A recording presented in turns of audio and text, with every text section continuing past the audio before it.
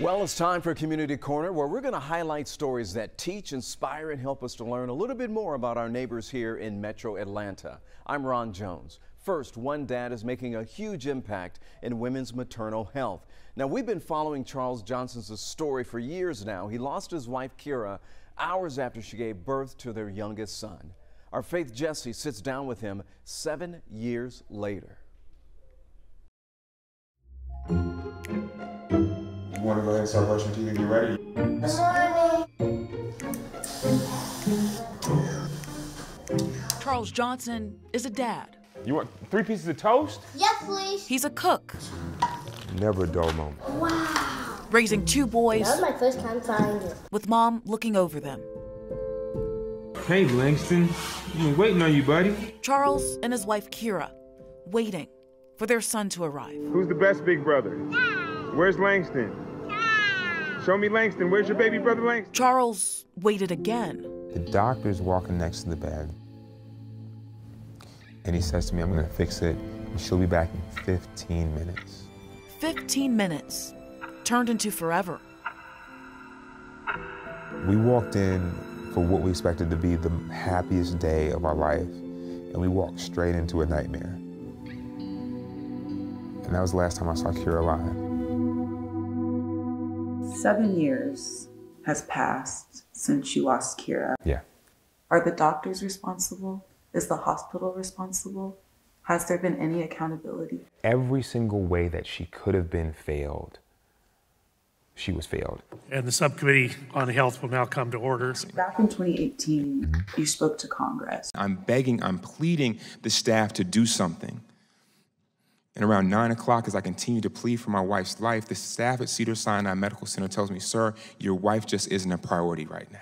Did you have any idea what was going to take place after you spoke to them? It really makes me emotional just thinking about that moment.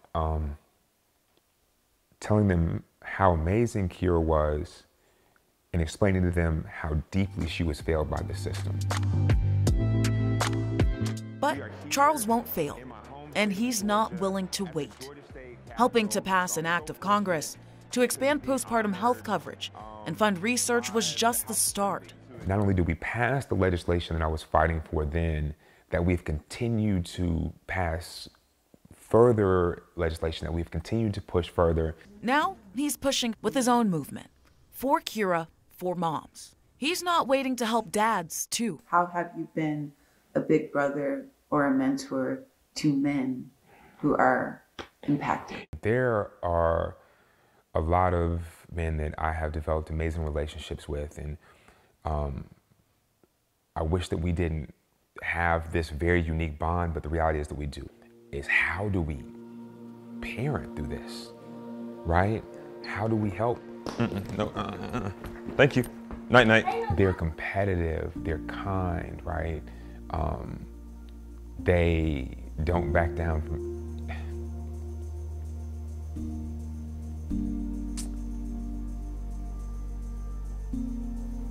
Yeah, they don't back down from anything, right? And it's very much consistent with who their mom was and who their mom is. And they're not waiting either. To keep your big dreams up, just follow the path of your life.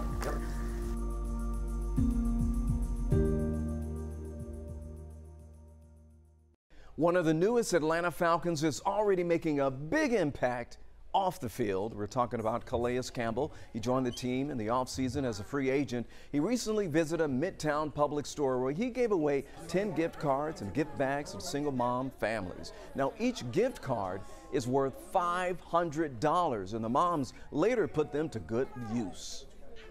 The smiles that you get, from a kid or a family of appreciation, just knowing that, that they're very grateful, and I remember being a kid, in need, our family, we had to get help, in order for us to kind of survive and, for me to be where I'm at today. So I never take that for granted, never forget, where I came from.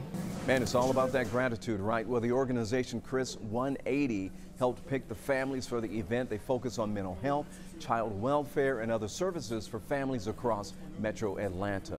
It's never too early to start thinking about the impact you're going to leave on the world. So that's the message of a brand new summer program for DeKalb County students. Liza Lucas takes us to Clarkston for a look at the plan to empower young men. Back in the classroom is not where Ian Hayes Gibbs wanted to spend summer break. I thought it was going to be boring, wasting my time, and I was going to give up sleep. The sleep part may be true, but Ian's also surprised himself with what he's been able to build. Put this cord in and I'll be set. These robots and this classroom, just a glimpse of what's happening in the Legacy program, a community outreach and public safety initiative that DeKalb County Schools launched this year. We want to be a part of the solution and not a part of the problem. Christopher Beal officially retired from education 10 years ago, but he also says he never really left. The Legacy program, part of his ongoing mission to help young men see their potential. It gives them an opportunity to develop options. The program aims to bring 7th to 9th graders together and keep the teens positively engaged even when school is on break. I really enjoy playing basketball and ultimate frisbee out in the gym. Aside from that, entrepreneurship class is very fun. From sports to business skills to repairing cars, the teens get a chance to test drive new skills. We did get to work on a car. He taught us how to change the brakes and change the tires. That's something that I didn't know before. Makes me feel more knowledgeable and like, wow, my mom's paying for AAA. I can do all that stuff.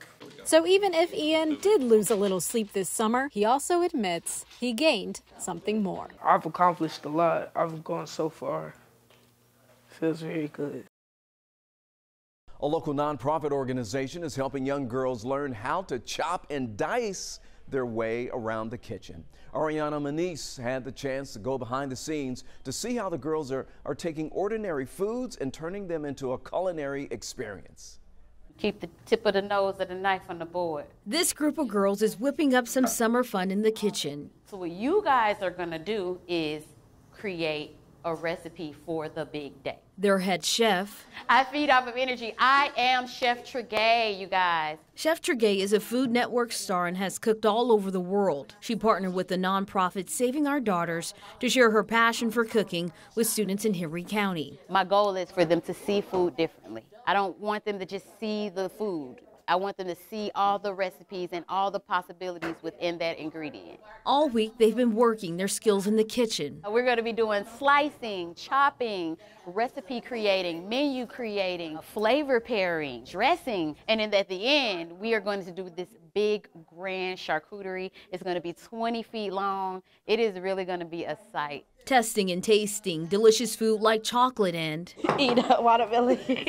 Cutting and eating watermelon. To expand their palates and practice with foods they wouldn't normally eat. Another way you can do butternut squash is cutting it directly in half. Taking the seeds out, you'll have 2 pieces like this. I'm not eating no butternut squash. However, I'm definitely gonna be cutting up more in the kitchen. But most importantly, taking away life skills to feel confident inside and outside the kitchen. They're gonna leave here feeling successful. I think that they're gonna leave here going home, creating more recipes, and passing down the information that I taught them to their friends and their family, which is the ultimate goal.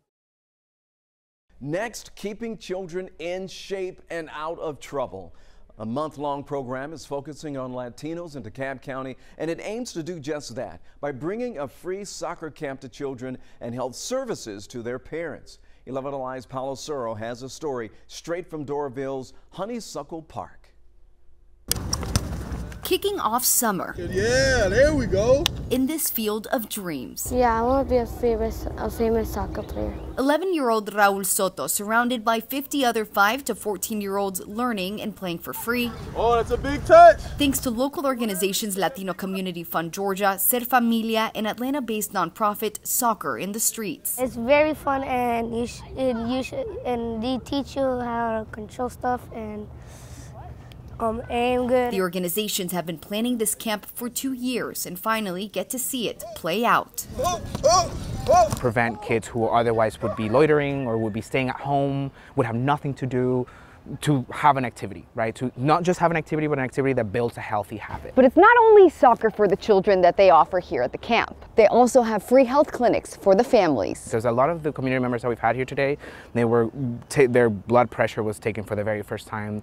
Their glucose levels were taken for the very first time. A lot of them don't have primary doctors. The goal? To keep children in shape and out of trouble while building trust between Latinos and the medical field. DeKalb County helped fund this one-month program, and now the organizations are looking for support and extra funding to expand it next year for more children. I'm gonna miss it, and it's gonna be kind of boring my summer because I like coming here every day. And while currently the program is full, the health clinics are open and free for anybody. In DeKalb County, Paolo Suro, 11 Alive News. There's a new Miss Georgia. Congratulations to Tara Shifa. Tara was a runner-up last year and says that she was over the moon to be crowned a Miss Georgia this year. So she's going to move on to the Miss America competition in December. And there's also a brand new Miss Georgia teen, Charlie Key. Now, she took to Instagram to say that she's blessed to have this opportunity to serve Georgia and to represent the state on a national level. She's going to go on to compete in Miss Teen USA in August.